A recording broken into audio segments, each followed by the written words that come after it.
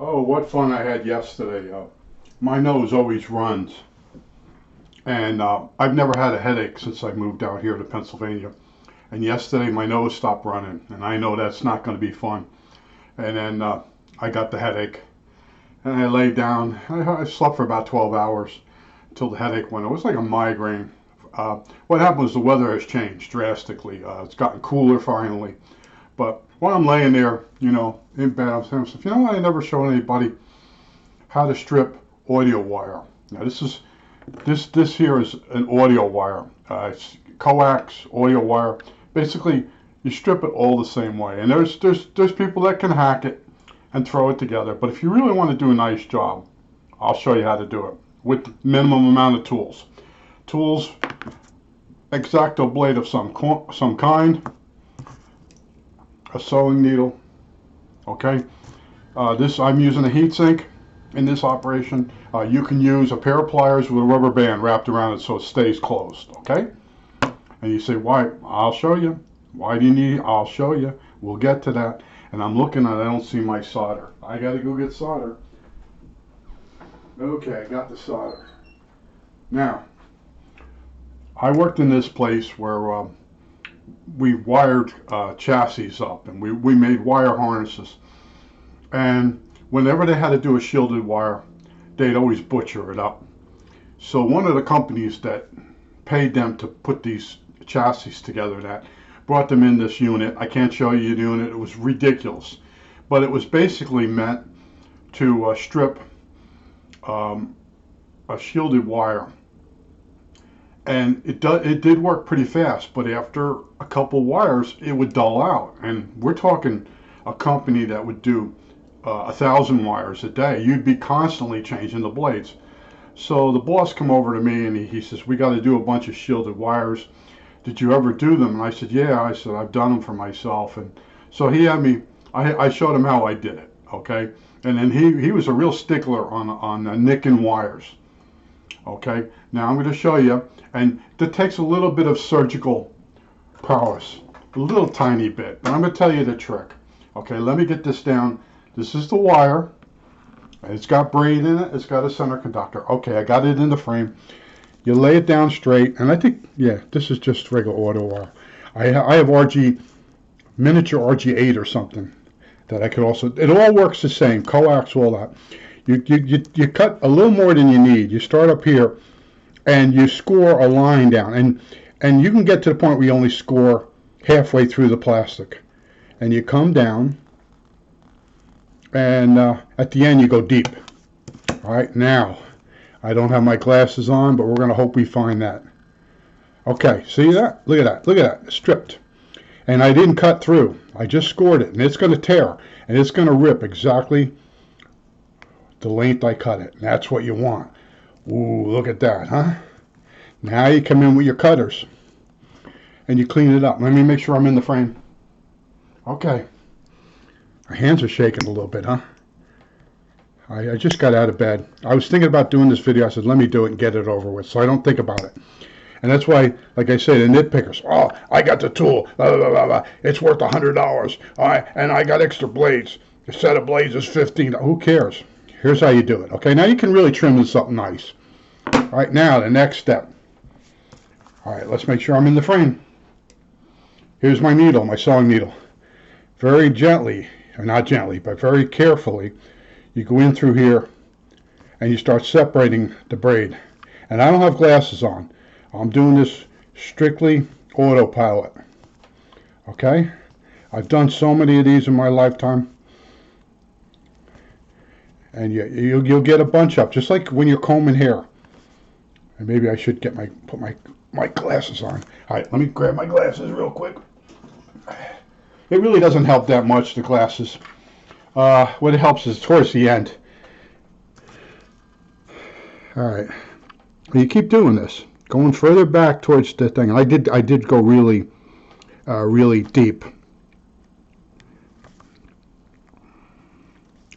And you stay basically down the line where you cut. And these are woven.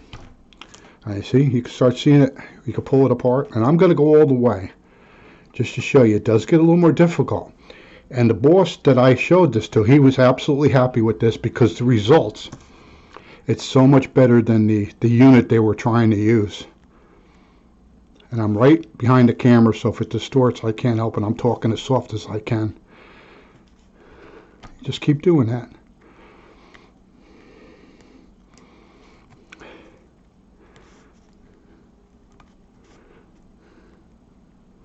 You know, it's nice to be younger and have good eyesight. But I'm showing you how to do this the good way. And, you know, if you got 100 of these to do, God bless you. I hope you keep your sanity.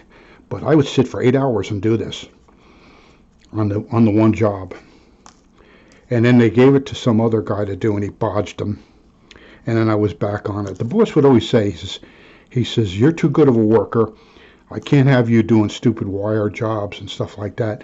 And then he'd give it to somebody else. And now you take it. Make sure you got all the strands. All right. All right. Soldering iron's heated up. You twist this. Okay. Got to remember, we're using more than we're going to need. Okay. And that's so we really want it to turn out nice, because this end part here isn't going to look as good. Hopefully all this stayed in the frame. Let me look. Yeah, it looks like I stayed in the frame. Okay, now you put your heat sink right here, down here, and then you're going to solder this.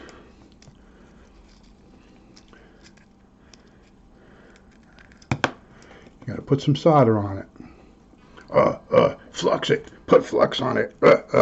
Actually, I can twist this one more time a little bit better. There is a little bit of a bulge. And the reason you want this really good is you might want to put a piece of spaghetti tubing over it. But in other words, now you got your heat sink down at the bottom there. You don't have to worry about the heat traveling down or up or down, whichever way you think heat flows, or whichever way you hold it. You tin this, and you can take your time, get it tinned really good, because your heat sink's there. And the heat sink keeps the heat from going down here and melting right by here and cutting through the center conductor. All right, that's one of the tricks. And then you come in like this, and because we made it a little bit longer than we had to. All right, and then depending on how long you want the conductor. All right, and let me get a pair of strippers. Only takes a second. Remember I told you? I'm organized to the point where I use a pair of these. And these are my real old pair that work. And you grab it, do it in 90 degrees, and there it is. Okay, now you tin this. Actually, you should twist it and tin it. Okay, if you have it pre-tinned, same thing too. When you solder this wire in, it's nice to put a little heat sink on it, because you'll see the heat travel back. If this is on a big lug, like in an amplifier, the amount of heat will cause this to melt, and this will tear through. This is, I don't know if it's polypropylene or what it is. All right. Now the other thing you might want to do is you might want to take a piece, an extra piece, okay, and you roll it. Let's see if I'm in the frame. All right. You roll it, and you can do a much better job than I'm doing. I'm leaning over a camera. I just came out of bed, and then you pull this piece off. All right, let me use my strippers.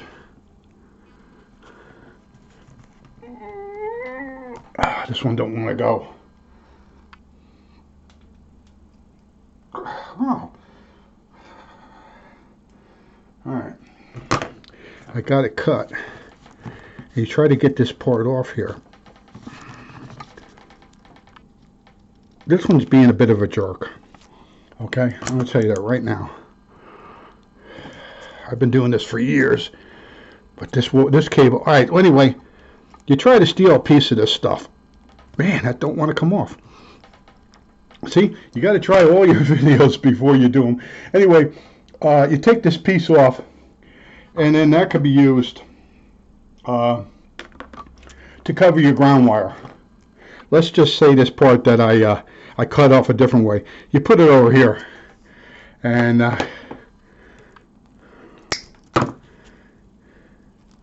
you go like that. Okay, this one has a split in it, but in other words, you can actually use the jacket. I don't understand why that jacket didn't come off. All right, and then it'll look like that. You can also use heat shrink tubing. All right, and when you're using the heat gun, make sure hiding down in here, all right, you have your heat sink, and you keep the heat up in here. See, one of these babies, you can get the heat right where you want it, and you make yourself up these. And that's what I had to do. This is what it looked like on each end when I handed it to the wiring girl. Yeah, the wirers. They called them wirers, and that's what my mother did. My mother said she was a technician all the time, and she says, "You're a technician, so am I." And I'm like, "Yeah, right." And she called capacitors monkeys and bean poles, and yeah, that's how they talk to each other. I need more monkeys, I need more bean poles, but they were technicians. It was pretty funny stuff. But I just wanted to show you that because you will run into audio cables, coaxial cables, over the years when you build stuff and replace them. And the one thing is you need to understand is the heat. The heat will travel up this braid. When you go to solder this to a lug, the heat's going to go up here and it's going to cut it. It's going to cut into this wire, and you may get a problem. Or someone might have done that to you. I've serviced stuff where from the day it was built, they had an intermittent. It would short out, and I had to redo it. But that's the way I roll. I think that's it. All right, that's it.